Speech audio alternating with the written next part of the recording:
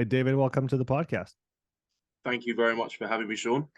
It's an absolute pleasure. We've been chatting for a little bit now, and it's finally great to be able to connect. For the three people that don't know who you are, could you give us a quick bio on who you are and what you do?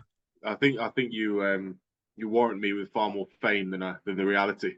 But I'm a competitive CrossFit athlete, and I have been for about just over 8 years now.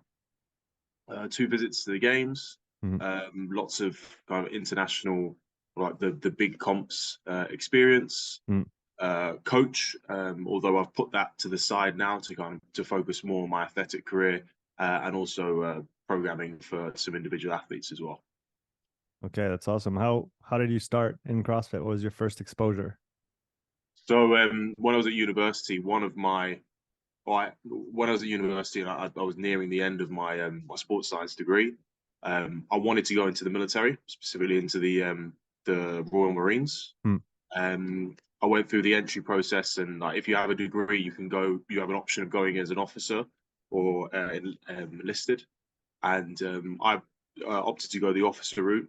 Went through the selection process and was accepted onto basic training. But during that process of trying to sharply increase my running volume so I could be better at running and rucking or carrying back weight, I overloaded the knee, got quite a bad knee injury, and then was looking for a way to then I went through the rehab process, and during that was looking for a way to rehab the knee to the point where it could return to full fitness and the demands of the military. Mm. And that's how I found CrossFit.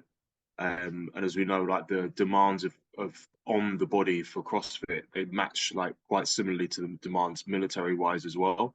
Um, and so I kind of used that to rehab the knee back to full fitness, or rather like test that it was able to handle like the rigors that would be expected on basic training. And by the time I'd got back to full fitness, I'd qualified for the regionals and been to regionals and discovered that there was this other thing that I was really passionate about that I could be really physical with day to day, and it wouldn't take me away from my family for long periods of time. And so I decided to go that route. What year was that in? That was in 2014. Wow, long time ago. Yeah. And what years did you go to the games? So I went to the games in a team in 2016 and then again in 2020.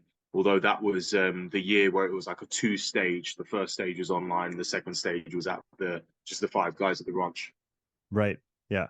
Yeah. Pretty a pretty special year, wasn't it? Yeah, yeah, and with a whole bunch of other challenges that year as well.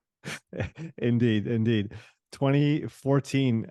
Give us a snapshot of what CrossFit looked like through your eyes in 2014 when you first got acquainted with the discipline.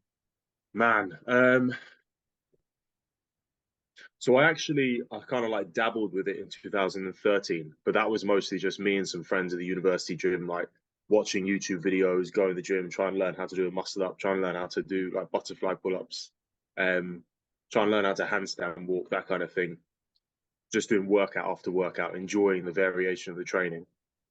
And then as it got into more, as it got as the like quite a rapid introduction to the season, because it was like just doing this for fun.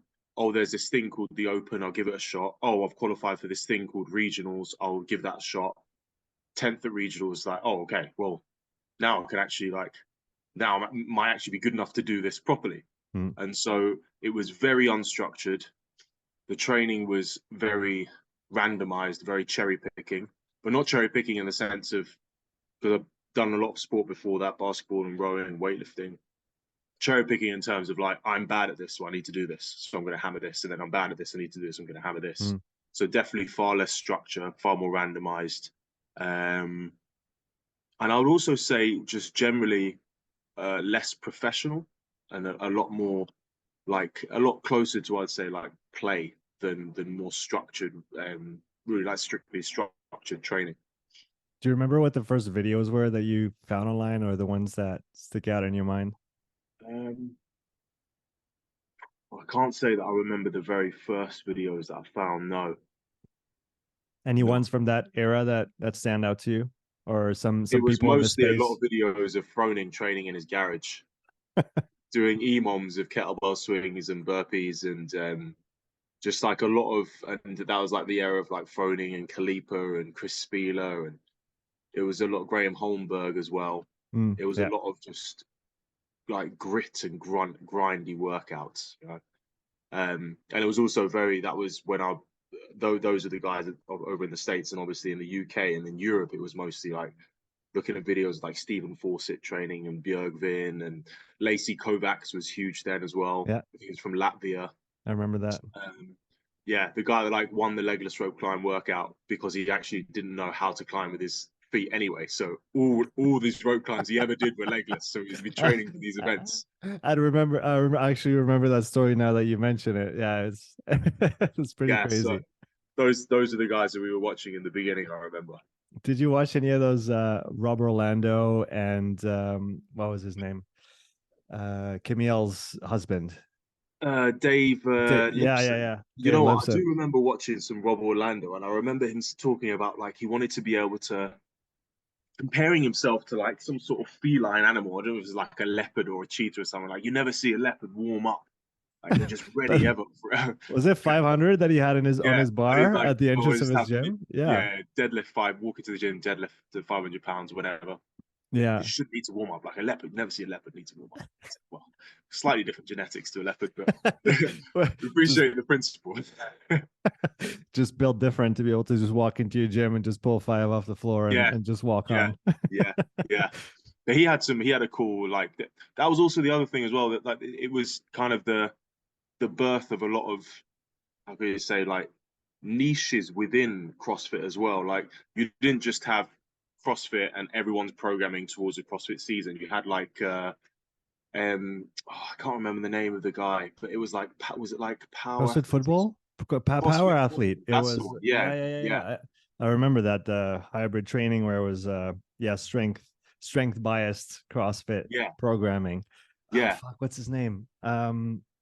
He was an ex football NFL player, wasn't Yeah, he? yeah, yeah. Deep voice, great guy, Yeah, big great boy. podcast too. Yeah, I forget his name, but that was yeah, that was the day where you could still be, I guess, biased in Yeah, your athletic profile and still make yeah, it to the games.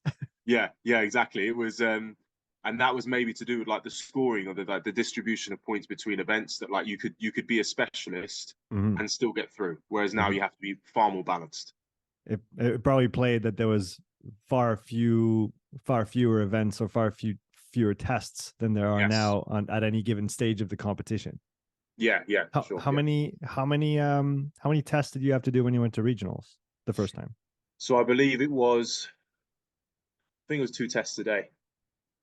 For 2 or 3 days? It was either two tests a day, two on the Friday, two. I want to say two on the Friday, two on the Saturday, and or maybe it was like two. It was I think it was probably actually seven tests in total. Hmm. I think there might have been, but the first two tests were it was a hang snatch and then a short breaking into a handstand walk. That was the first event. Hmm. So then that's two scored Hmm. events.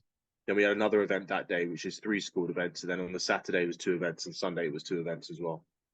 How did you cope with that volume of competition? And were you already quote unquote fit before that in the sense that you could handle 3 days of massive intensity and volume, or how did you get through it?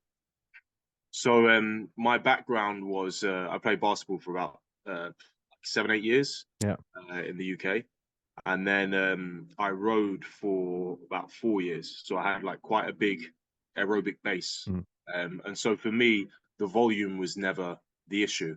It was more that kind of like high end, high power output, short duration workouts. Those are the ones that I kind of really struggled with. But actually coping with the volume throughout the week, both like the volume within the workout, but also recovering event to event. I felt like my predominantly aerobic background really helped to that. So the volume wasn't really so much of a difficulty. For me, it was more at that point, it was the short, fast events, the heavy stuff, and the gymnastic, like high skill movements. So things like the handstand walk, like the high rep pistols in the second event on the Friday, Mm-hmm. and those kind of things were tough.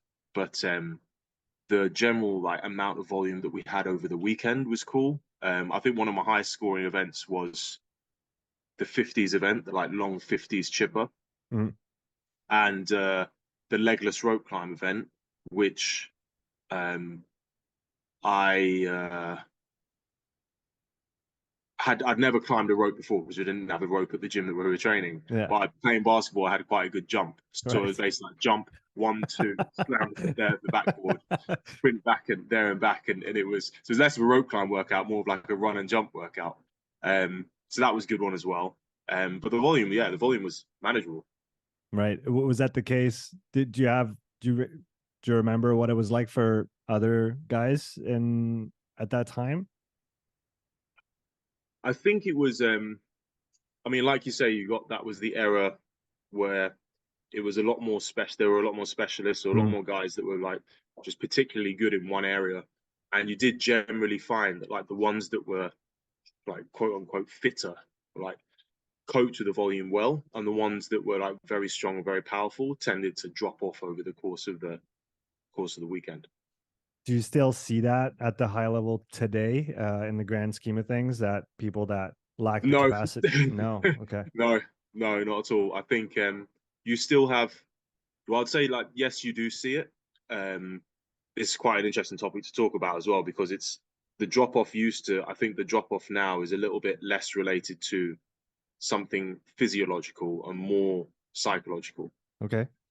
So I would say, from my experience competing and also like interacting with athletes at competition and just like watching athletes from the side of competition as well, you see the ones that are like generally across the board, people are far like they're better athletes in every aspect than they were in 2014. Mm, But you do still have the athletes that tend to drop off over the course of the weekend, and but I think it's a smaller percentage of those athletes that are doing it because physically they're unable to recover between events, yeah. between days, and I think it's a larger majority of them that are mentally or like more drained and become more fatigued throughout the weekend, whether that be just from having to push hard and workout after workout or deal with the adversity and like the I don't know the intimidation of the event or the other athletes, um, or that kind of like emotional attachment to performances. So they perform well and they're really happy, and then they perform badly and it drags the mood down. Like you generally see those athletes start to drop off because it just becomes like an extra emotional stress on Mm, top of the physical throughout the events. and I guess there's also the up and down of warming up, cooling down, warming up, cooling down. I remember I never competed personally in CrossFit, but when I used to play rugby and we went to a rugby sevens tournament and you play multiple games throughout the day and over 2 days. By the Sunday when it's time to warm up again, it's just you have to really want to get in there and do it all again. Almost, we've done it multiple times, and for you guys, it's way more than for a handful of games over a weekend, and that must also take its toll mentally. Yes, and Emma and I have spoken about this a lot about how the warm up how the evolution of the warm up throughout the competition. And um, so I'd like to know with you when you were playing rugby sevens, the time and the kind of the like focus that you put into the warm up. How did that differ as the event went on? Did it get longer? Did it get shorter? Was there more or less focus on the warm up? I played at a very amateur level, so rugby sevens usually also meant drinking all weekend. So so by the Okay. Sunday, yeah, by the Sunday it was more about can we just get going and play so we can start drinking again. That was more the framework that I was in. So I'm sorry, I have nothing of high value to share here. Nice. Okay. Unfortunately, but it sounded like you had a good time anyway. So you've got that that value. that we did, yeah, that we did. So Um, we Go often for it. found that like we find that competition, like as you get through the weekend, you need less warm up. Okay. And I don't know if that differs between athletes, but I generally find that like when you first get there, it's probably not that long before you've flown out there, depending on the time difference, how long you've been out there Mm, for. You've like been resting and recovering the days beforehand. So although you're staying like stable and mobile, you haven't maybe had as much heavy load through you or as high intensity as you would do normally. So things are just generally a little bit like stiffer than they would be usually. mhm. And then as the weekend goes on, because you basically you it's like a really good warm up, intense workout, solid cool down, complete rest between events. You need like less and less warm up. between Mhm. as the events go on.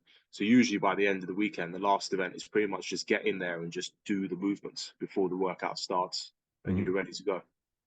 Very interesting. What kind of cool down do you usually put in place after tests in a competition setting? Usually somewhere between 10 to 15 minutes cyclical work, ideally on an echo bike or an assault bike, just because it gets like the arms and the legs moving. But if there's only like a rowing machine available or a C2 bike, then I would use that as well. Mhm. What's the value, in your opinion, of a cool down after an intense effort within a competition setting? I think physically transitioning your body from that level of like intensity down to like a more of a resting state, Mhm. clearing any like residual like lactate in the muscle, bringing heart rate down and breathing rate down gradually. So it's not just like a sudden stop, food in, and then you're lying down in the bed. Just like flush, it feels very good to like flush the muscles out of anything that could be in there that could be hampering recovery.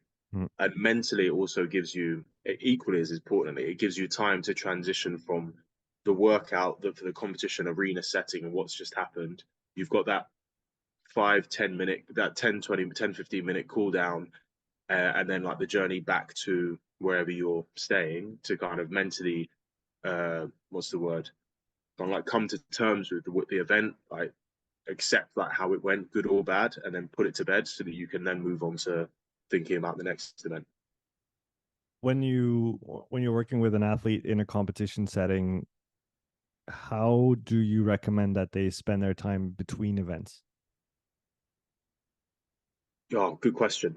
Um, it's very individual, because people are um, people respond differently to different things in terms of like what gets them the best, like the most recovered, and what gets them like mentally, um, I suppose mentally refreshed and the most recovered between events. I think the principle is that you want to get your body, your mind, and your body into a state where it can recover as well as possible from the previous event and prepare for the next event. Mm. So for some people, that might be some social interaction. It might be like chatting with friends and other competitors or like messages on Instagram. For other people, it may be the opposite. It may be complete removal from other people, like a slightly darkened room, silence, maybe like a little bit of light music, some reading, have a nap. But whatever you feel like gets you physically and mentally as restored as possible. Um, I will say that I think, a trap that people often fall into is getting caught up in the competition atmosphere when they're not actually competing. And so between events, they feel the obligation to go around to all the stalls to like prioritize going to see their sponsors and hang out at the stall there by like taking photos and chatting with other athletes. And then you get to the next event, and you think, shit, I haven't eaten as much as I should have. Mm. I'm still like a little bit, I'm more sore than I should be because I haven't actually just laid down and rested. Mentally, I'm a bit like a foggy because I haven't had time to like decompartmentalize from that event previously. So I think that's a trap that amateurs usually fall into. It's something that came to mind when you mentioned that. Was it Greg Everett from Catalyst Weightlifting? Yeah, Catalyst Athletics. Yeah, the Catalyst weightlifting Athletics, club. Yeah, and I think he was talking about that where, or I don't know if it was him because I don't know how much he was competing at the time, but somebody who coached and who was competing as well, and he talked about the Arnold and went there with his weightlifters and coached them through the Friday, the Saturday, and on Sunday it was his turn to go, and he had nothing left because yeah. emotionally he was completely drained from watching competitions, helping his athletes, and battery was literally at zero on Sunday. He had nothing in the tank. Oh man, we in 2000, and so after we went to the games in 2020, that season, like with everything that happened within CrossFit and Greg Glassman and COVID and like all the run up and like, is the games on? Is the games not on? If it is on, do we even want to do it? And then like it's so emotionally draining. The year after that, I actually took off and I didn't compete. I didn't Mm. even train CrossFit for about a year and a half. And during that time, Emma was still competing, and she had the previous season off, so she had a really big off season, prepped to have a really good season, and she had a brilliant one. And so during that time, I spent a lot of my season supporting Emma with her competitions. Mm. So I was basically her coach, and like throughout the season, but also at competitions as well. And like the challenge of being a coach, like the stress mentally, emotionally, like even physically, of like just having to like run around back and forth from place to place. Yeah, I was absolutely exhausted after competitions. And like you go there with the plan of like, okay, we're trying to do as much like training as I can to kind of keep things going while I'm there. And by the end of it, like you've done 30,000 steps a day, you're absolutely knackered. Like training is not even like within like question. Um, and it's funny, you still carry all of the stress that you would carry as if you were competing, but because you are not the one on the floor, you don't have the control over the performance. So it's almost like a worse situation mentally as well. Right. Yeah. Zebras don't get ulcers. So essentially, if our minds think that we're stressed, then we're stressed, no matter what our body is actually doing. Yeah, that makes total sense. And I guess that extends to, any work environment. I find it with my work day to day as well. If I don't mind, if I don't pay attention to how much I work and how much I control that, and I'm always all out all the time, well, Yeah. guess what? It just doesn't work. No. And the same principles that we have to apply in training, we have to apply to ourselves at other levels as well, because anytime you're focused and dedicated on a task, whether it's physical, mental, if there's some emotional involvement there, it's going to cost you something, and you have to deal with that cost. Yeah. Yeah. That was something that I didn't learn until quite late on in my athletic career. Like the idea about, instead of it's not a case of you have like a cup for life, for your like work stress, and then you have a cup for your relationship stress, and then you have a cup for your training stress, and then your hobby stress. Like it's just one cup, Mm-hmm. and it's a fixed volume. Yep. And if you've got all of these other things filling that up, you can't expect to then also perform and recover with training as well. Like you have to, as you say, like pay attention to the fact that you've already filled your stress capacity with all of these other things, and that needs to be paid attention to. Yeah, and I guess that's probably one of the biggest differentiating factor between a professional athlete and somebody who's maybe aiming to get there, is that the professional has the luxury, so to speak, to shape their environment and their day-to-day routines around their training. They don't have to fit their training into an already busy schedule. And we know Exactly. the Yeah. importance of recovery. I mean, everybody can train a lot and can train hard, but can you actually recover from that work to adapt and get better? Absolutely. Yeah. Couldn't agree more. It's I guess Matt Fraser always used to say, I hate traveling, because when I travel, I don't train as well, I don't rest as well, I don't eat as well. And those are all the things that are gonna, make me better for next year. So what strategies do you try to implement with your athletes around everything outside of training, lifestyle, whatever you want to call it? What are some of the building blocks that allow your athletes to perform at their best and manage their environment? So I think first of all, you have to ask yourself, what is the priority in my life at this time? And if, like, for myself and for Emma, the priority is our performance. And so, with that in mind, it's very easy to make decisions throughout the day, because it's a case of just simply asking the question, is this going to help my performance, or is this going to hinder my performance? And as you say, like the difference between someone like professional and amateur is that professional amateurs are almost like they're having to balance this commitment that they have with also the other commitments in their life that pay the bills. Whereas a professional has I don't want to say luxury, because it's earned, it's built, Of course. but they have the situation where they don't have to make the compromises, so they could just have like clean slate. How do I structure my day so that everything I'm doing is going to help my performance? So I think first of all, it's a case of asking a question like, how committed are you to this?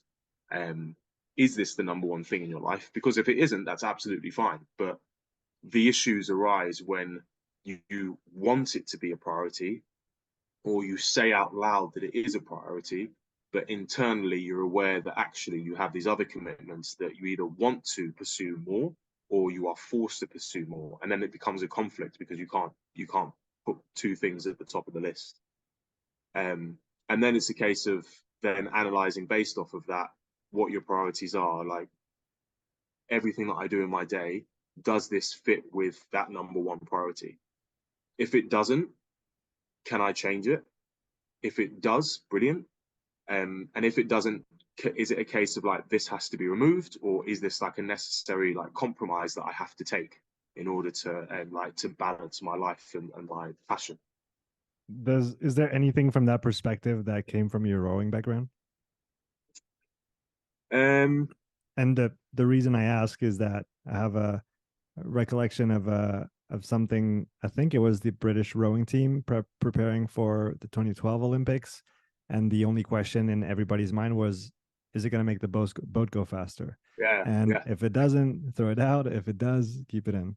yeah, yeah. So I think probably yes and no, because well, I rowed at Oxford Brookes was a very high level of rowing, and it was a direct feeder to um, Leander, which is another rowing club, but also the Olympic rowing development squad as well. So we had a lot of guys at Oxford Brookes who were either on the Olympic squad or very like soon after the Mm. university went there. So there definitely was like that strong link, and so that very similar mindset to what you've just said there.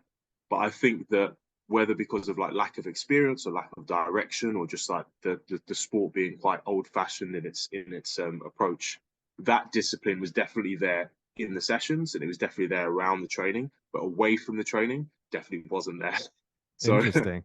the lifestyle was in terms of like sleep, nutrition, like how often and like how long you're going out for at night. I don't think those questions were really asked. Otherwise, behaviors probably would have been quite different. Um, That's good to know. I've never had it behind the scenes, so I appreciate that. yeah, yeah. I mean, rowing and rugby, like the behaviors are like identical. So Yep. it's um, so yeah, like that side of things, I don't think was that question was really being asked so much. But definitely in terms of like, are you willing to get up early? Like, are you willing to do these sessions? Are you willing to change your position in the boat because it makes the boat go faster, even Mm, if it's not necessarily the position that you want to be mm. rowing in? And yeah, that definitely was a kind of a principle that was strong there.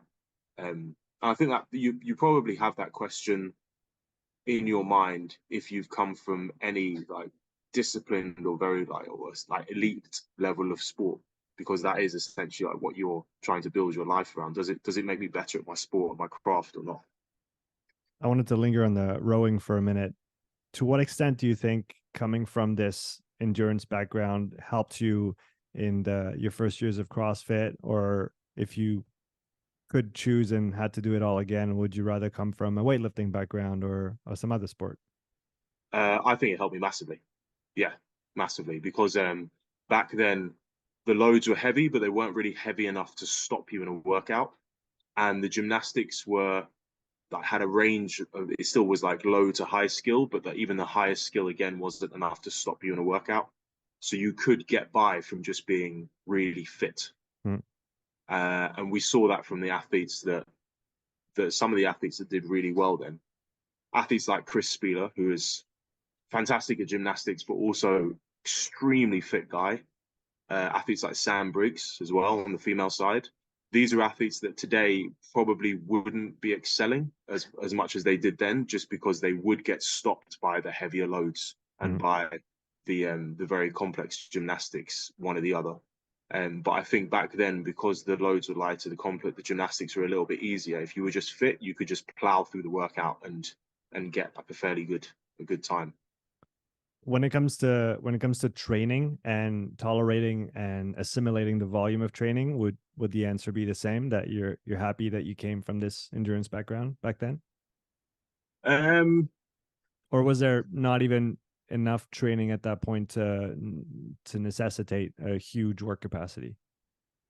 um, there was definitely enough training because back then it was, especially as it usually is when you first get into a sport, it's like the more the better. Mhm. What is periodization? Why do I need to taper? Is that even a real thing? Um, so yeah, no, they're definitely. I think it definitely helps both in terms of um, because like the more when you, I think I still had like the like I had like the raw fitness, but just not applicable to the CrossFit movement. So what I Yeah, needed was just a lot of time and a lot yeah. of repetitions, learning movements, and and doing the movements. And by having that fitness behind me, I could tolerate doing a large volume of training, which then meant I could pick up skills sooner than someone who would need to do shorter sessions or less sessions throughout the week. I would say that if there was anything that I wish I'd done that I didn't do, it would be gymnastics. Hmm. Because I think that from playing basketball, like I have good body awareness, hand-eye coordination. I generally I pick up skills quite well, but I think there's an aspect of gymnastics that's very specific to moving your body, like a level of understanding of how to move your body that you can't really pick up unless you do like very structured gymnastics. So that's the only thing I think I would change if I could. Now, if you were to enter the sport today, would you still favor an endurance background, or would you favor strength or weightlifting background? Um, Give it to be honest, I don't really feel like it matters so much. Hmm. I don't feel like it matters so much. I because think, both are going to take a lot of time to develop to the highest level. yeah, So you have to just be in it for a few years anyway. yeah, yeah. I think, I mean, I think I've come from more of an endurance background and pushed myself and done a lot of training at the other end of the continuum. So for me, naturally, like I naturally want to say, I feel like I want to say I would prefer to come from that like weightlifting background and be just like really strong and like naturally just so good at gymnastics and just be able to move myself and weight through space so efficiently and have a huge back squat and clean and like press to handstand is just like it's just like a warm-up exercise. Like it's that though I think I would like to say that because I have come from the opposite. So that's the thing I've had to work really hard on. But Mm. I think if it was the other way and I'd come from a bit more of like a power-based background, I would probably wish that I'd done the endurance stuff because like sitting on a rowing machine or a bike or running for like hours on end at set heart rates is significantly less engaging than than like getting to lift heavy weights. And you're choosing your words kindly too. Yeah, yeah. Less engaging is a euphemism. Um, so we've been talking about CrossFit competition, the sport of CrossFit, so far in our conversation. There's an interesting point you brought up in our exchanges before we got on the show is the difference between the sport of CrossFit and the philosophy or the methodology of CrossFit. How do you see those two elements existing together? So this is a point that I thought a bit more about recently after listening to a bit more work from a bit like more media and product from people within like the hybrid athlete Mhm. sphere, which is probably like as close as it gets to CrossFit in terms of like the demands training wise. Or they don't seem to have as much like official competition like competitive wise as well.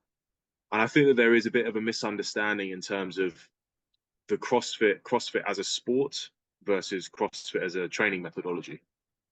And I think there's also a misunderstanding that a lot of amateurs make as well. People that are recreationally doing CrossFit or people that are outside of the sport completely. Mhm. But CrossFit as a sport, CrossFit as a training methodology is a lot of variation, and it is arguably like very like randomized. And the idea is that you are giving your body exposure to a bunch of different stimuluses, different movement patterns throughout a week of training. And at that intensity and that volume, that's a very good way to train. Like you're not going to get a huge adaptation in one direction, but in terms of staying fit and healthy and I suppose ready to be able to take on different challenges, like it's a great way to train. And Mhm. also it's going to keep you really engaged as well. Like to turn Mhm. up to a class and have something different to do is going to be a nice contrast to what most people's lives is, which is a fairly consistent challenges day to day. Mhm. But at the elite level of the sport, anyone who is doing this sport competitively and training well understands that you cannot do CrossFit to get better at CrossFit, or you cannot solely do CrossFit to get better at CrossFit. Um, the approach that is taken is that we break down what are the different facets of the sport. The further away from competition we are, the more we train those facets individually to get them as good as they can. So, for instance, training gymnastics, training weightlifting, training different movement pathways of different skills, different like monostructural work, focusing on energy system development in isolation. And then as it gets closer and closer to the competition, those different elements get mixed together more and more until eventually we get all the way to the competition, and that taper, that where it's the most specific that it can get, turns into CrossFit. And I think that that's something that's misunderstood. I think it's mainly misunderstood by people who are um, either like amateurs in the sport or just doing it recreationally, and what their experience of CrossFit is only CrossFit classes and CrossFit workouts or CrossFit.com. But also people that are just entirely from like outside of the sport and may have like very limited experience at or like viewing of the higher levels. Yeah, it's really a very interesting topic that I like to bring up, especially with people like you who have been in the sport for almost a decade, because at its foundation, CrossFit is a very minimalist strategy of training. It's minimal effective dose, and that's, I think, outlined at least once in the original CrossFit documents, where it's not about how much you can do, it's how little can you do and still get better week after week, and then Yeah. keep training. And now simply by virtue of the demands of the sport itself, we're pretty much at the polar opposite now on the sports side, which is how much volume can you tolerate? And then in competition, same thing. It's not about one test. It's about, 3, 4, 5 days now where you have to be able to repeat those efforts and perform at the highest level. How do you explain that, given how different those two things are? So they have the same name, or part of their name is same, which is CrossFit, but they're almost polar opposites in the way that they are implemented. How do you explain the fact that this is still not understood by a vast majority of people, or not recognized maybe? I think because failure to understand the differences, I think, is more a failure to understand uh, the the the process by which you get better at these things. And by that, what I mean is the process of the training and the adaptation that needs to get better, that needs to take place in order to get better at the different elements of CrossFit. And if you just do CrossFit workouts, you are going to get better at CrossFit. Like you're doing like a very specific part of the most specific thing you can do for the sport. But just like in any sport, you can't, if you're running 400 meters, you can't just run 400-meter repeats to get better. And that will not like release your full potential as a 400-meter sprinter, because inevitably something is going to be the weak link there that is not going to be prioritized in running 400 meters, but is going to be the limiting factor in how fast that you can go. And so if you don't take that thing and train it in isolation, it's always going to be the thing that stops you from running faster. And the dose stimulus that you get just from running the 400 meters on that particular thing isn't going to be enough to improve it compared to the other aspects. And it's the same thing in CrossFit. Eventually, you are going to run into the case where the limiting factor in you being able to move forward in a workout isn't going to be how well you can breathe. It's going to be, can you clean that weight? It's going to be, can you remain unbroken on this gymnastic movement? Can you even do this gymnastic movement? And unless you take the time away from the sport, or time away from just the traditional metcons to train those things, they're not going to improve. So they're always going to be the limiting factor, and that's then what's going to slow you down. So I think it's more a case of not understanding that like how that process works. And then I think once people do understand that, they could probably see, oh, okay, right. So now I can understand why, to get better at heavy Fran, I actually need to do more front squats, because it's my leg strength that's stopping me from being able to thruster 80 kilos, not how fit I am.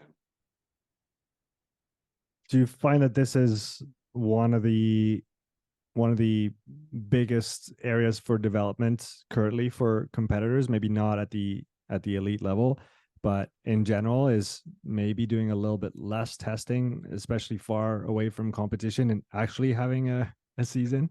Are you suggesting that people shouldn't go balls to the wall every workout, and they should actually I wouldn't periodize dare. their I year? wouldn't Or dare to say that. I don't no, know because what periodization is. that's No, dangerous you talk. said it didn't exist. Dangerous I'll stick talk. with Yeah, it. I don't think tapering's not even a real thing. The yeah, I think that is, yeah, it is a I think over time, as people have become more educated, just generally become a bit more aware of like what's necessary at the higher levels of the sport. It's I suppose like the ignorance is reduced a bit over time. I feel more it's a case now of, yeah, it's still like maybe it's that kind of like for us, for instance, like when we're training at the box, members will sometimes ask us and say like, oh, like how long do you spend doing like rehab? Not rehab, but like how long do you spend doing like warm ups and rehab and prep and stuff like that? And like how much time do you spend doing like weightlifting, or like what are you doing today? And if the answer is not like, oh, we're doing this workout, it's a bit like a surprise of like, oh, you're only doing like an EMOM of gymnastics and like some upper body strength work. And so I think there's still, it mostly comes from that assumption that to get the best at this, I just have to do the thing, which isn't an ignorant, it's not like a dumb thing to think, right? You want to get better at something, you generally do the thing. But I think the other half of it is a lot of is born from ignorance, and I think it's born from or maybe not ignorance is the wrong word. Maybe it's a case of people outside of the sport of CrossFit that don't know enough about the sport of CrossFit, and maybe don't have the kind of, I don't know if humility or curiosity is the right word, to just ask. And so like the assumption is made that like, CrossFit's stupid. Like, CrossFit's stupid. They don't know what they're doing because all they do is CrossFit, and like I think you can't do proper pull-ups, and you're never gonna get fitter just doing what they're doing. Instead of asking the question like, actually, some of the stuff these people are doing is pretty impressive. Maybe I should ask like, how are they training? Is it the same at the elite level as it is at the amateur level? Mm. And the answer is no, as it is in pretty much every single sport. Yeah, that's really interesting. And I feel like especially the elite levels of the sport have, I guess, evolved away from the original, back to what you were saying. And 2014 was probably still in that mindset of counterculture. CrossFit is different. We don't need to train like other sports. We vary our stuff all the time, and this is how we get better. And I think the treacherous thing is that it works at the beginning, right? It works great at the Yeah, start yeah, because it's new, and because assuming you don't have a huge engine yet, you can't really do too much damage by going hard often. But then once you have the engine, now if you don't have the chassis to go with it, now you're in trouble. And whereas in the beginning stages, okay, I need to get better, so I'll do a little harder and a little bit more, and that works. And that usually works in the first year, 2 years, maybe 3 years. But I think what's difficult is once you get to a certain level of strength, of skill, of capacity, sometimes to get to the next level, it's not about going harder. It's actually maybe dropping, you know, going up a gear, but dropping the revs just a little bit so that you can yes, keep accelerating. yeah, yeah. I like that analogy that you've just used there about the engine and the chassis. It's yeah, I like that one. And it's also like the what you said about like going hard in the beginning, like you can just go like max out on every workout and gradually get better. Um, yes, like absolutely, as you've just said there, it does work for a limited amount of time. Um, but also, I think after a while, you realize that you going hard then wasn't actually like compared to you going 100% now, is like you realize actually I was probably going more like 85 and 90% now then. Mm-hmm. And also because you, again, to use the analogy of the engine and the chassis, if you were to take that, what might be easier to understand because CrossFit has so many different things combined into one challenge of a workout. If you were to take one of those things, say just powerlifting, like a deadlift or bench press Mm-hmm. or back squat, if you were to get an elite level powerlifter and an amateur level powerlifter, or even someone who's just recently started training in that way, they could max out pretty much every week, and every week they will PB, and every week they'll come back in almost fully recovered. Mm-hmm.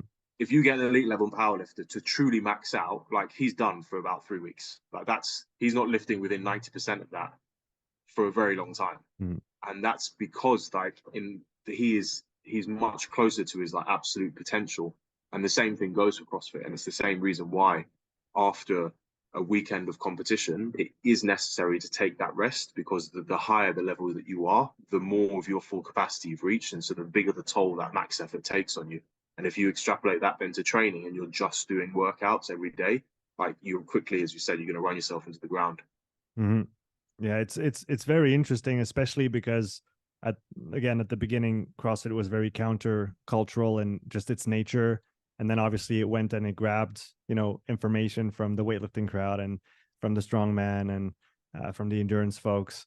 And now it seems like, and again, very much at the highest level of the sport for years now, but at the amateur level, people start to understand that I need to structure my season based on my goals. If I want to be competitive, I can't just compete every 2 weeks and then do that all Yeah, year round and expect yeah, to get better. Because, like you said, even though we agreed that tapers don't exist, okay, you have a taper for the week before, and like you said, you need to at the very least emotionally recover the week after, but yeah, also for probably sure. physically.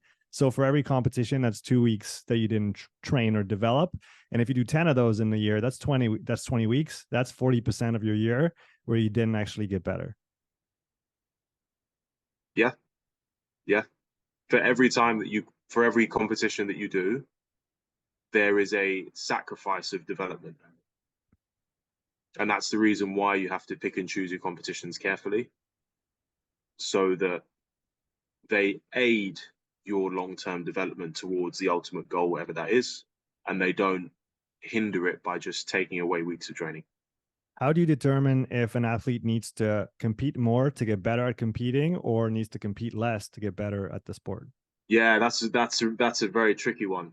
Um, that's a very tricky one because there are athletes that fall into both either of those categories quite clearly. Like the ones that tend to like they physically have all of the attributes that are necessary to do well at a competition, Mm, and in training they put up scores fairly consistently that are competitive, mm, but they lack the competitive experience to then execute at competition.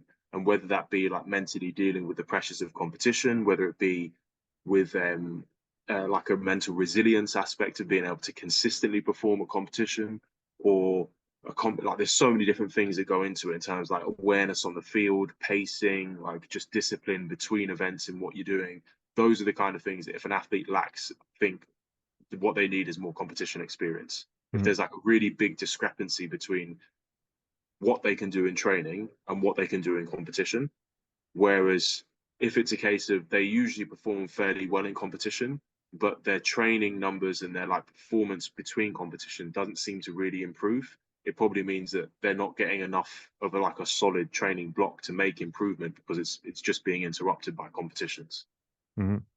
Now, if we look at the next level up, somebody who's good at the sport and just needs to go and compete and is maybe competing near the top, when do you start looking left and right at what others are doing in a competition setting? Is that reserved for Matt and maybe the two or three people at the very tippy top that can just, look at what's going on in the Jumbotron and decide to push the pace or not? And do some athletes get maybe pulled into this and trying to compete against others before executing their own race?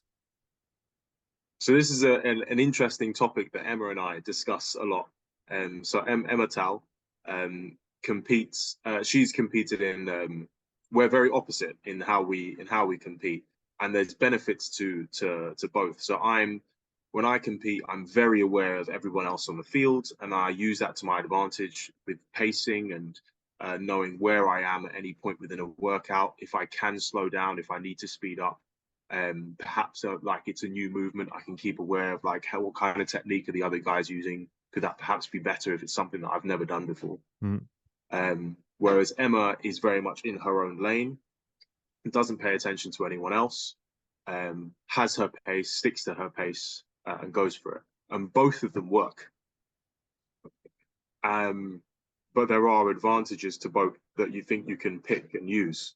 My background coming from basketball, a game sport, so I was for many years training, keeping aware of other people, and so that carried over into CrossFit, that awareness. Whereas Emma, 12 years competitive swimming in her lane, underwater, can't see anyone else, can't hear anything else, and so couldn't be more like there's like literally the definition of staying in your lane. Um, so I think that there's advantages to be taken from both, and we both recognized that and try and picked up things that the other one does to use to their advantage. So Emma, for instance, has become more aware of who else is on the field, and so then can use things like understanding where someone is. Can she catch them? Does she need to pull away? Can she afford to slow down? Are they perhaps using a different technique that she's using? Is it working out to be better? And for myself, it's been a case of sometimes being less aware, more focused on what I'm doing, not getting flustered by other people, um, and kind of sticking to my game plan where necessary as well. For someone who would be very much either like you or like Emma at one end of the spectrum or the other, what are some of the downsides of either being stuck in your lane or just focused on your lane only versus looking around too much? So I think the primary disadvantage of looking around too much is that you can get put, if you, I suppose, like, lack the focus or the discipline to stick to to also consider your own game plan at the same time. You can sometimes get pulled along. Mm.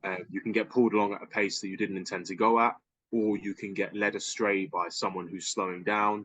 You can get distracted. You can almost like get more stressed because someone is too far further ahead of you than you predicted. So I think that's the main thing, is just getting pulled out of your own game plan if you're aware and you don't have that discipline there.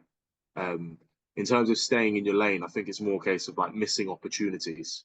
Um, like if you're not aware of what's going on in the field, perhaps you're way ahead and you don't need to be pushing as hard as you're pushing. You can afford to slow down and save yourself a bit of fatigue. Um, or you're just behind, and if you're just aware of that person who is a little bit ahead of you, 1, 2 reps ahead of you, you could have sped up your cycle rate for the last 10 reps and beaten them and gained yourself a placing. Mm. Is there an approach that is better suited for people that are beginning in competition? I think it very much depends on your character. I think it's if you're someone that's quite easily flustered or stressed by the potential of other people beating you, or you find competitions quite like bring you quite a bit of anxiety or stress, then you're probably someone who could do with just staying in your own lane, focusing on your game plan, and then like after a few times of getting your ass handed to you, realize that it's actually okay if I lose, and it's actually more beneficial if I lose because I've learned more than if I win. Um, then that's probably the approach to take for you. But I Mm. think if you're someone that's just like head down, go for it, don't consider anything or anyone else around, and you spot a few times that, oh, actually, if I just paid attention to what else was happening there, I could have picked something up, then you're probably someone that needs to be a little bit more aware. Because the same thing goes for like the people who are a little bit too aware or a little bit, I don't want to say, yeah, a bit more aware of what's going on. You can use things to your advantage, like being a bit more aware of your judge and your judge is counting, and perhaps your judge warning you about something like you need to move forward, you need to step back. Did you get a no rep? Did you not get a no rep? Whereas sometimes that lack of awareness can do the opposite, where you then, because you're so in your own lane, you're so like in your own bubble, you almost don't realize that your judge has you've finished the reps and you need to advance forward, or you haven't received a no rep and you don't need to repeat a rep.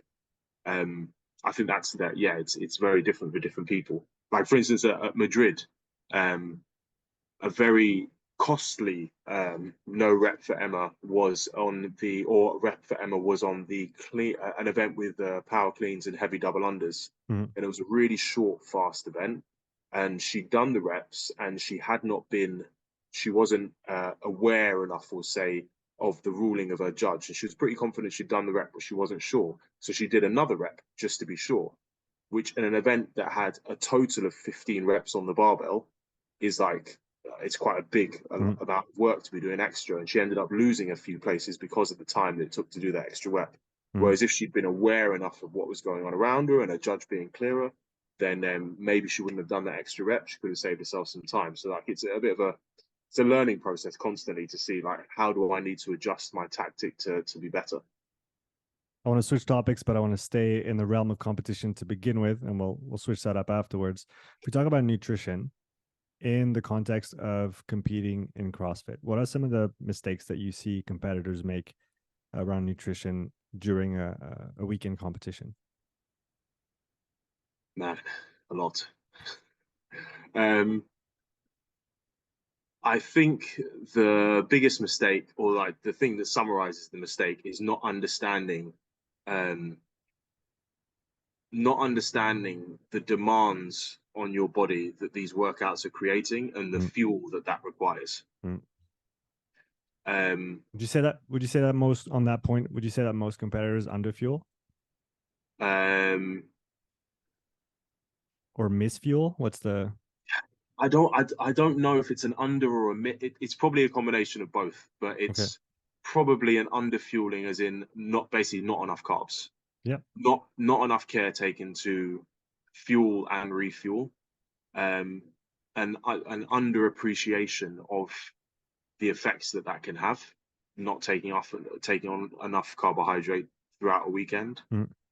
not taking on enough electrolytes throughout the weekend, or being aware of your hydration enough throughout the weekend, taking on too much fat, and also at the wrong times as well. And even like an unnecessary prioritization of protein as well throughout a competition too. Why So is protein not at the top of the food chain, no pun intended, during a competition?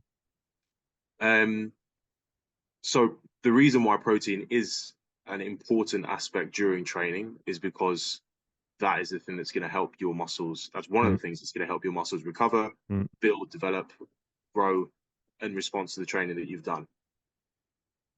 Whenever you eat something, whatever macro it is, protein, carb, or fat, that takes up calories that you have in your day to eat. It also takes up stomach space that you have to eat as well. When you're at competition, the intensity of the workouts, the duration of the competition, the workouts, the warm ups, the cool down, the travel time mean that you're probably going to be struggling to eat or have like a lower appetite than you would do normally, which then means that you have to be even more selective with what you are eating because you have less of it available to eat, both in terms of hunger and stomach space and time. The function of protein during that competition is going to be the same as it is in training to help you recover from the events, but it's not going to have as much of an immediate impact as it is in term as carbohydrates are, which mm. are going to help fuel you for the event and also going to help you recover massively as well. So it's not so much a case that the protein's not important, but it's just like if you were to isolate that window and you have a limited amount of time to eat, limited stomach space to eat, protein versus carbs is going to help you a lot less. It's going to fuel you less. It's going to help you recover less. And you could effectively like very much restrict the amount of protein that you could eat throughout the 2 or 3 day competition and experience little to probably no muscle loss at all or strength loss at all, provided that you're still eating enough on either side. And I guess you did mention that it's not easy to ease in a competition setting. There's everything that goes, with the competing, the emotionals around it, and then protein being satiating too. That might even drive you to eat less than what you should. That's a good point. I haven't thought about that as well, but yeah, absolutely. Like it's going to curb your appetite, which is definitely not what you want during a competition when your appetite's even already low. So on the contrary, you want to be eating things that are going to be easily digestible and easy and quick to get in. Things Mhm. that you would actually enjoy eating. For us, that's a lot of cereal, low fat milk as well. Um, yeah, agreed on the protein for sure. Yeah, When you were saying carbs and electrolytes before, it just made me think of triathletes, and essentially they have to feed, on the bike, on the run. You guys have some time in between events to do that, but at the end of the day, it's the same thing. It's a quite a prolonged effort if we take into account that there are usually spikes of intensity within a day, but it's still a considerable amount of work spread out over a few days, and that we could probably learn a few things from endurance disciplines where feeding is, one of the main concerns when it comes to performing at the end of your race, because you might be the best on day one, but if you have nothing left in the socks in day three, then not so good. absolutely. Yeah, I think taking the approach of the understanding that it is an endurance sport in terms of the amount of volume that you're doing over the course of a weekend really does help with understanding why you need to do certain things. Yeah, I think that's a great way to get people to realize the demands of the sport and looking away from the competition itself. And obviously, like you said, the competitions nowadays, especially at the higher levels, there's a lot of volume, so you have to consider that. But besides this, if you just look at the training that's required to get good at your sport, and then you have to fuel for your training as well, because it's your training that's going to get you better at your sport, that is going to allow you to compete at your highest potential. So if you don't think it's an endurance sport, count how many hours a week you're training, And then you're going to see that one, you need work capacity, and two, you need fuel for Yes. all that Yeah. work that you're putting in. Yeah, absolutely. I think so, like a fail-safe way to figure out to like what you need to eat, and also, I mean, what you need to eat is a whole nother. What you need to eat day to day and doing training throughout competition specifically is a whole nother thing we Mm. could go into. But in terms of just developing an understanding of why you need to eat certain foods and like an appreciation for how much carbohydrate you actually should take on for your training for competition is just to measure, like to Mm. use data, like the numbers tell the story. If you track your macros that you're eating and you track your body weight and you track your performance in the gym and also your perception as well of how things are, you can play around with the numbers and you'll probably quickly find out that for most people, like more carbohydrate you eat, provided that your body weight is staying stable, like probably the better your performance and your recovery is going to get. And I would guess that majority of people that are starting to make their entry into the higher levels of competition will probably find that they're under eating on carbs and probably overeating on fat and protein. Mm. Yeah, and that's probably, like you said, the case in competition, but even outside, and especially sometimes if you're putting long hours of training back to back, that's something we've started implementing with Claudia and Marie, her nutritionist.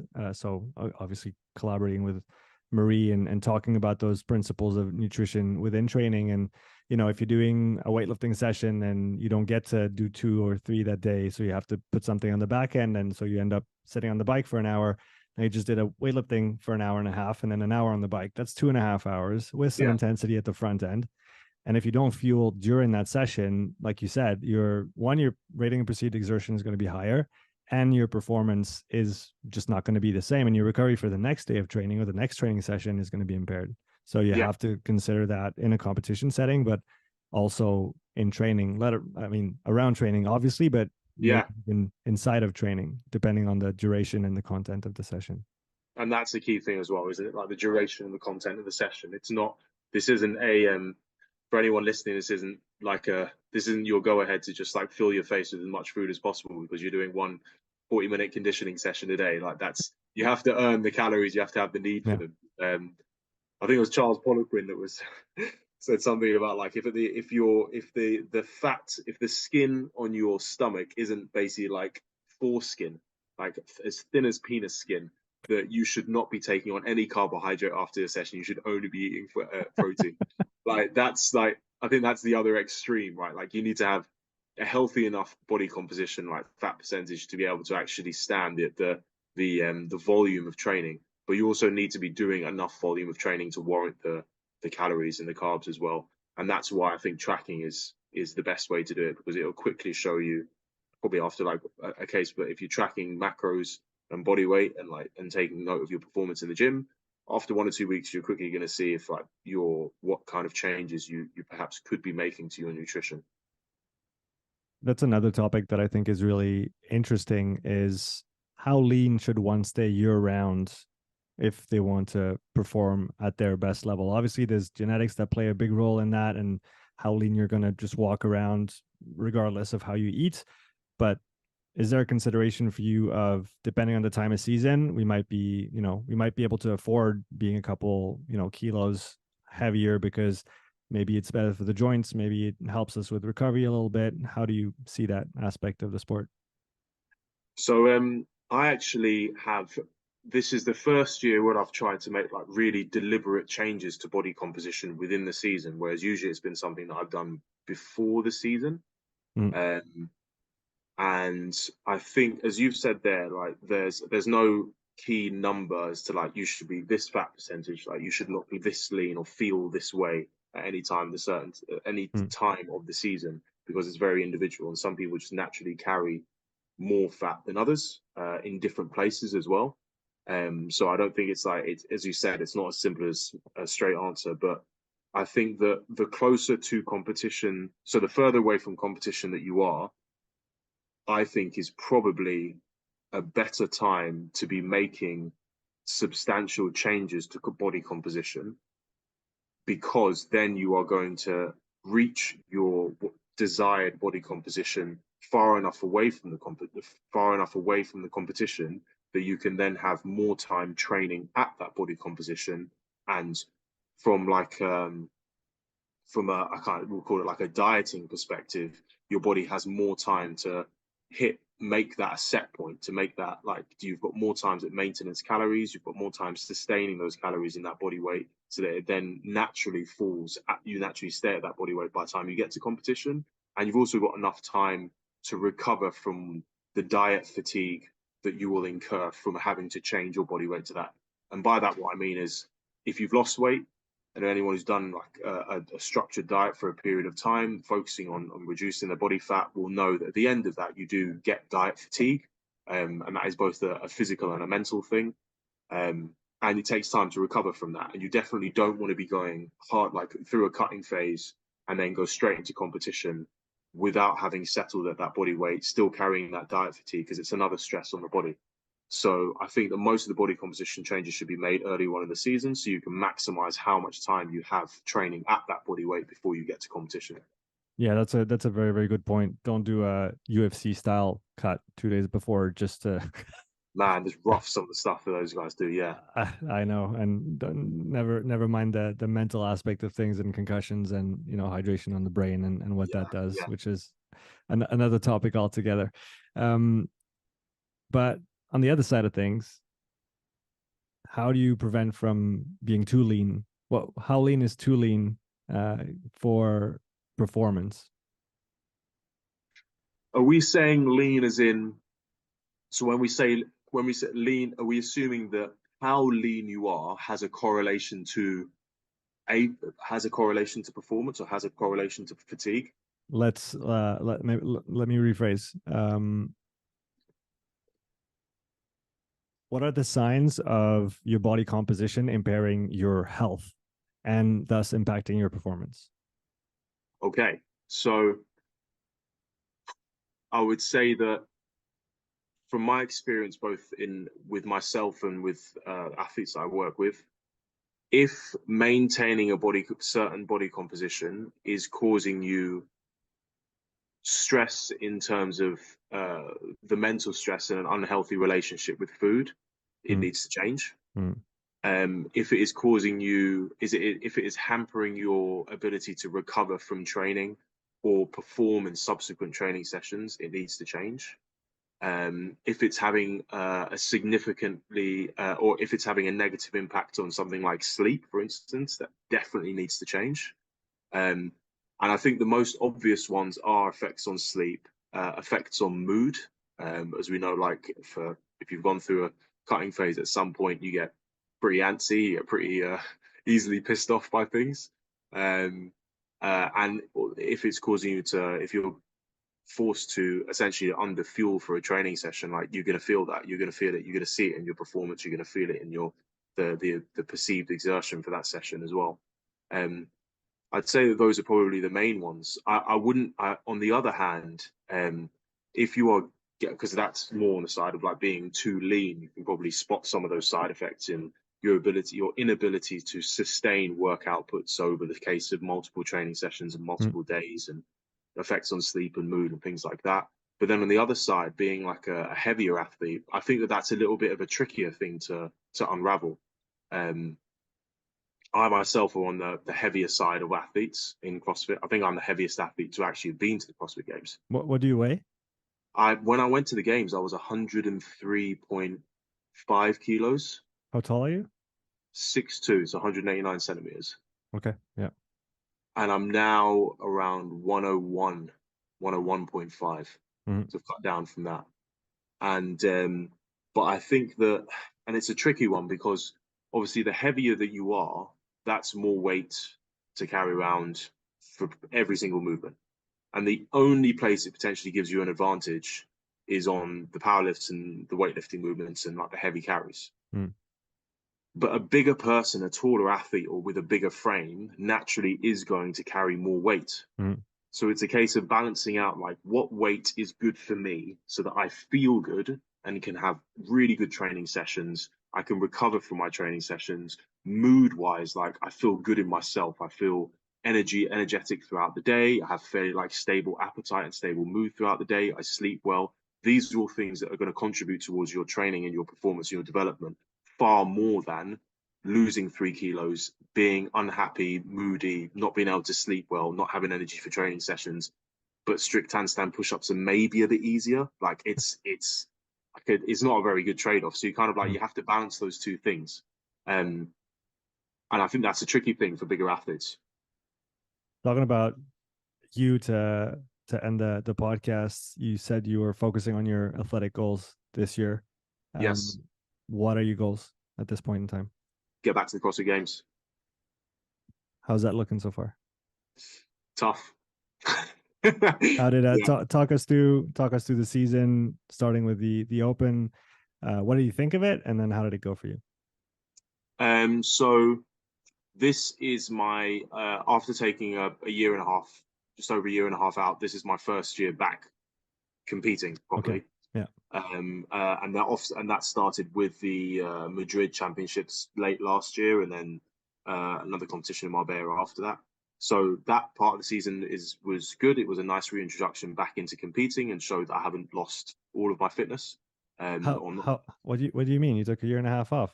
There's a year and a half of just lifting weights and getting thick, and then about half a year of cutting that weight back down again. How heavy did you get? I went up to 110. Nice. Yeah, yeah, and it was like it wasn't 110 like I just let myself go. Like it was as I said, like I came from an endurance background, so I deliberately was like, I'm doing minimal conditioning. I'm sick of sitting on machines and running like I'm doing CrossFit. I just want to lift weights and I want to get really strong. So it was an intentional bulk, as an intentional like hypertrophy and strength and peaking phase, and it went well. I really enjoyed it. I built a lot of muscle, got a lot stronger. And then returning to CrossFit, obviously, I got to cut some of that weight down so I can actually do a handstand push-up and a muscle-up again. So the Open I really enjoyed, and quarterfinals. I have always performed really badly in online competition and very well in in-person competition, conversely. And so those online stages have always been the toughest stages for me, is actually getting to the competition. And then when I get to the competition, like, I usually perform in a way that I'm very happy with. I like the variation with the Open. I like the introduction of the wall facing handstand push up in the quarterfinals, and I also liked the kind of like the patterning with the tests as well, with that test one being an increasing, I'm trying to remember it now, increasing complexity on the gymnastics movement, and a decreasing load on the front squat. And then test 5 being, again, an increasing complexity on the gymnastics movement, but an increasing load on the barbell. I really liked how those two like opposites of each other. It was a cool test. GHD setups is something I've been working on a lot, so it was nice to have a high volume, like hip flexion, ab flexion movement with a machine that you know. With a machine that I know, yeah, that I actually hate now as well, because I spent so many hours on it too. I really enjoyed all the tests. I like the variety. I like the introduction of some new movements. I like the challenges. I like the direction that Bosmans is taking it in. Gymnastics is obviously something that's, for a guy my size, is a challenge, and so that's forcing me to get better at the stuff that I'm not so good at. And I like the direction that it's going. It's like providing some new and fun challenges. What are you looking forward to at the next stage of competition? I think it's been so long since apart from Madrid and Marbella, it's been so long since I've competed against my peers that I'm just looking forward to getting back out there and getting back on the competition floor with them, especially as it's now looking a lot like regionals used to look. And that was my first like official CrossFit competition. And so that's probably the one that I have like the most, I don't know, like sentimental memories of as well. So I'm looking forward to it, like getting that regionals feel back again. There's going to be a lot of athletes too. There is going to be a lot of athletes. How do you see that playing out compared to last year, where it was 30 and 30 and now it's 60? I like it because I think it doesn't really get more fair than having all of the athletes from one region doing the same tests at the same competition. Hmm. I think that there's something to be said about like having athletes at two different competitions, doing two different tests, two different weekends, but then taking up spots in the same region. Whereas this time we're all there at the same time. Um, I think it's going to be, I think it's going to be like probably bigger than any other like regional style test that we've ever seen before. Hmm. Because I don't know anywhere that we've had this many athletes at this level for all from the Europe region. Everyone's there. Yeah, that's going to be pretty exciting. I Yeah, very much it's look forward to the next stages. And like you said, the direction that Boz has taken the programming, it's different enough, I guess, than what we've seen in the past that it's noticeable, and I guess it's interesting. Now, do you see how much do you pay attention or listen to what's going on on the TTT side of things? Do you listen to what those guys put Oh, out for training content? big time. Yeah. Yeah, I listened to some of the stuff they put out. Not so much stuff recently. I think the last one I started was they were doing an interview with Brent, Yeah. and I think I've started listening to bits of that. I followed quite closely Evan Pycon a while ago, and the stuff that they released on the TTT Classroom Mhm. too. Mhm. Yeah, I think they're great guys. Put out some really good stuff. And one thing that they talk about quite frequently is the unknown, unknowable parameter of competition, and Yeah. how that tenet, it's not even a principle, it's just a way that the sport was imagined in the beginning, how it might be hampering the advancement of the sport itself and the professional aspect of the sport by, not having information ahead of time. Maybe the standards are Mm. changing quite frequently depending on the movement, and that's not always clear. How do you see the unknown and knowable aspect of the sport from a competition and professionalization standpoint? I think that the unknown and unknowable is such a core aspect of the sport, and such a nice feature of the sport that it's a great thing to have. It's such an integral part of it, like character of the sport, that I don't think that it is something that should be done away with. I don't even think it needs to be changed. I think the issue isn't necessarily with the unknown and unknowable. I think the issue is more to do with the communication beforehand, um, the time of that communication, like how far in advance we are informed about certain things, and also the consistency as well, both in terms of those two things, the timely communication, but also in terms of things as simple as judging Mm. and movement standards, and both establishing movement standards, but also keeping movement standards and judging movement standards as well. I think that if they're introducing new movements and they're changing movement standards or new workout formats, I think these are all they're all interesting and fun and engaging things to happen in the sport, and it provides like new and updated challenges for us as athletes. I don't think there's anything wrong with that.